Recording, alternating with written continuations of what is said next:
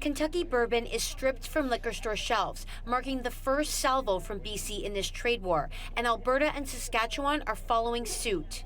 U.S. President Donald Trump followed through with his plan to slap 25% tariffs on Canadian exports and 10% tariffs on energy products.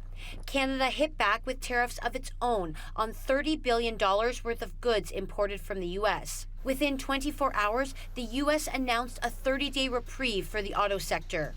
What the carve-out for automobile parts tells me is that Trump has realized in fewer than 24 hours how integrated our two economies are.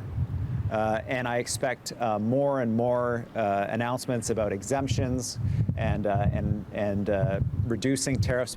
The official opposition leader placed the blame on the provincial and federal governments for creating an over-reliance on the U.S. for trade. I don't think I've ever seen British Columbia and Canada in weaker positions than the failed governments of both the federal and provincial government.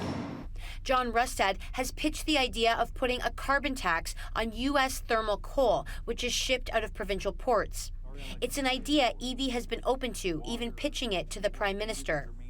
During a statement in the legislature, the Premier gave nod to the simple act of defiance by Canadian actor Mike Myers on Saturday Night Live, wearing a Canada is not for sale t-shirt and mouthing the words, elbows up. Now for those of you who may not be hockey fans, elbows up means the other team's trying to take advantage, and if they come at you, they're going to feel it. An indication from EB that the province could hit back with more retaliation if punishing tariffs continue. However, EB said BC cannot threaten to cut off the electricity source to the U.S. like Ontario has threatened to do. That's because it both sends and receives power from the Bonneville Power Station, the Pacific Northwest's largest electricity source. That power agency, which sources power from dams along the Columbia River Basin that extends into Canada, has faced major cuts by the Trump administration. As a result, EB says that's forced the province to look at backup plans for BC's electrical supply, including potential partnerships with Alberta and the Yukon.